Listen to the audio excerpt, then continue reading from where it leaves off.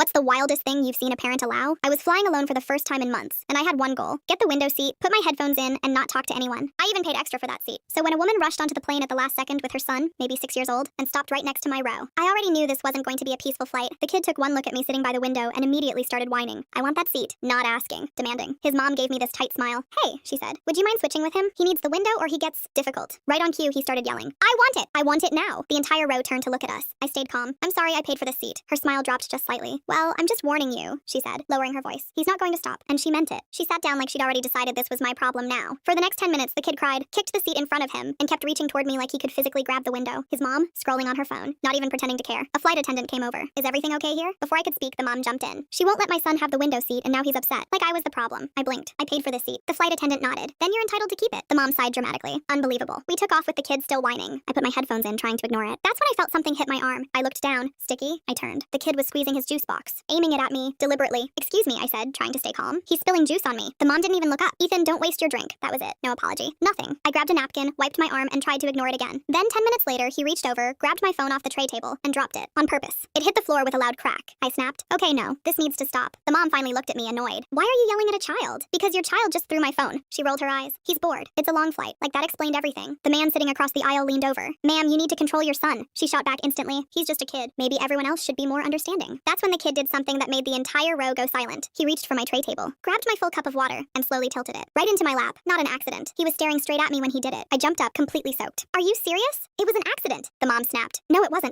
A flight attendant rushed over. This time I didn't even have to explain. The man across the aisle spoke first. I've been watching this the whole time. The child is doing this on purpose. A couple people nearby nodded. The flight attendant's expression changed instantly. Ma'am, she said firmly, I need you and your son to come with me. The mom crossed her arms. We're not moving. Now a second flight attendant showed up. You can either move, she said calmly, or we'll have security meet the plane when we land. That did it. The mom huffed, grabbed her bag, and yanked her son up. This airline is ridiculous, she muttered as they walked to the back. The kid screamed the entire way down the aisle. And just like that, peace. For about an hour. Then suddenly people started shouting from the back. Flight attendants rushed past us. Apparently while his mom was in the bathroom, the kid had opened an overhead bin. Suitcases came crashing down. One hit a passenger in the head. When we landed, security was already waiting at the gate. As I walked off the plane, I passed their row. For the first time the entire flight, the kid was quiet. And the mom? Still arguing. Still acting like she'd done nothing wrong. I didn't say a word. I just kept walking. Because honestly, that flight taught me something I'll never forget. Some kids aren't the problem. Their parents are.